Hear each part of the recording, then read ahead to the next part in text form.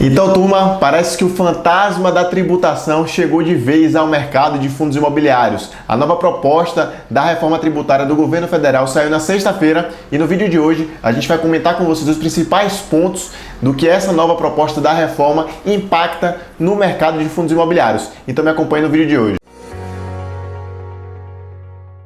Sem dúvidas nenhuma, um dos assuntos que mais impactaram o mercado de fundos imobiliários, tanto na sexta-feira passada quanto no dia de hoje, nessa segunda-feira, foi a nova proposta do governo com relação à reforma tributária, que em alguns dos seus pontos impacta diretamente o mercado de fundos imobiliários. Já deixa aqui seu like, seu comentário do que é que você achou dessa nova proposta, mas vamos comentar aqui nesse vídeo de hoje os principais pontos dela. O primeiro ponto, e que certamente foi o que mais impactou os investidores de fundos imobiliários, foi com relação à tributação dos rendimentos. Esse fantasma que rodeava o mercado de fundos imobiliários já há muitos anos, dessa vez realmente decidiu bater a porta e chegou com essa nova proposta do governo. A proposta que Paulo Guedes apresentou junto com a sua equipe econômica pretende tributar os rendimentos em 15%. Ou seja, se você hoje recebe de rendimentos R$1.000 por mês em fundos imobiliários, você passaria a receber 850. Se você recebe 10 mil, você receberia 8.500 e assim por diante, fazendo suas devidas proporções. Então, os rendimentos que eram antes isentos nos fundos imobiliários passariam a ser tributados através de uma tributação exclusiva, ou seja, o imposto já seria realmente retido diretamente na fonte, você não precisa declarar ele no seu imposto de renda. Outro ponto é a regra que obrigava os fundos imobiliários a distribuir 95% dos seus lucros, ela permanece. No entanto, essa apuração que os fundos imobiliários faziam de forma semestral agora será feita de forma anual, o que de certa forma ajuda os fundos imobiliários a equilibrarem sua distribuição de rendimentos ao longo do ano. Então não tem mais a necessidade deles distribuírem 95% dos lucros dentro de um semestre, passaria a ser dentro de um ano. Outro ponto da proposta que de certa forma foi benéfico para os investidores é que agora a tributação sobre o ganho de capital, quando você faz uma operação com venda e obtém lucro, ela não teria mais necessidade de se pagar 20% de imposto. Agora a alíquota seria de 15%. Ou seja, se você comprou hoje uma cota a R$100, essa cota se valorizou até R$120, quando você vendesse essa cota, você teve R$20 de lucro e você teria que pagar 20% de imposto sobre esses R$20 de lucro, que daria R$4.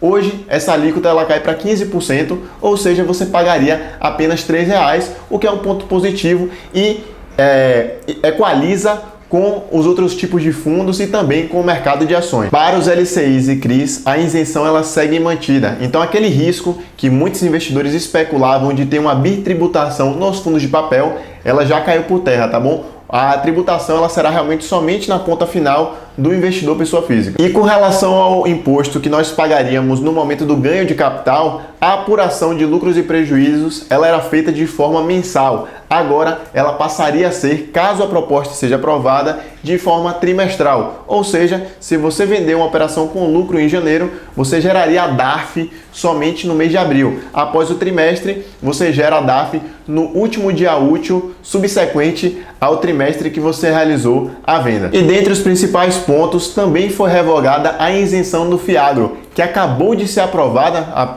um mês atrás, algumas semanas atrás, a isenção no Congresso, que enquadrou os FIAGROS na mesma lei dos fundos imobiliários, que inclusive foi derrubado o veto do presidente, certo? Então não faria muito sentido agora o governo apresentar uma proposta onde tira essa isenção do FIAGRO que acabou de ser aprovada. Isso de certa forma traz até um otimismo para nós investidores de fundos imobiliários de imaginar que o mesmo Congresso que aprovou a isenção para os FIAGROS também entenderia que faz sentido manter a isenção para fundos imobiliários. Então o que é que a gente acredita? O que está sendo enviado, galera, o que foi divulgado na sexta-feira foi apenas uma proposta, certo? Essa proposta, como várias outras que já foi apresentada pelo governo, ela quando chega no Congresso sofre várias modificações, certo? E ajustes, então ainda não está certo que os fundos imobiliários vão perder essa isenção. Nós temos que acompanhar de perto, entender muito bem o que vai acontecer para ver se realmente os fundos imobiliários perderiam essa isenção. Mas esse ponto do FIAGRO é algo que de certa forma pode nos trazer um certo otimismo. Tiago, e o que é que esse período antes da proposta ser aprovada e caso a proposta venha a ser aprovada, o que pode acontecer no mercado de fundos imobiliários? Eu acho que já está visível para boa parte dos investidores que o mercado está passando por uma forte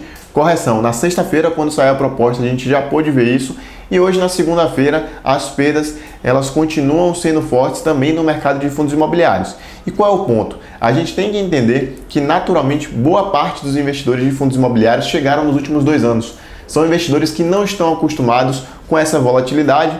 Muitos dos investidores também podem ter entrado em fundos imobiliários por conta dessa isenção e agora realmente pretendem sair de suas cotas, mas boa parte é um movimento mais emocional, sem tanta racionalidade, até porque é só uma proposta, ela não foi aprovada ainda. Mas saibam que as próximas semanas, os próximos meses, serão meses realmente de mais volatilidade no mercado, as quedas podem se acentuar e é por isso que nós temos que agir com responsabilidade e cautela. O mercado de fundos imobiliários ele apresenta inúmeras vantagens com relação a outras classes de ativos e com relação aos imóveis. E os fundos imobiliários eles permanecem sendo uma excelente opção, com tributação ou sem tributação. Mas é claro que naturalmente muitos não vão ter a racionalidade de pensar nos outros pontos positivos e vão se resumir a apenas achar que fundos imobiliários era apenas positivo por ter essa isenção fiscal. E não é.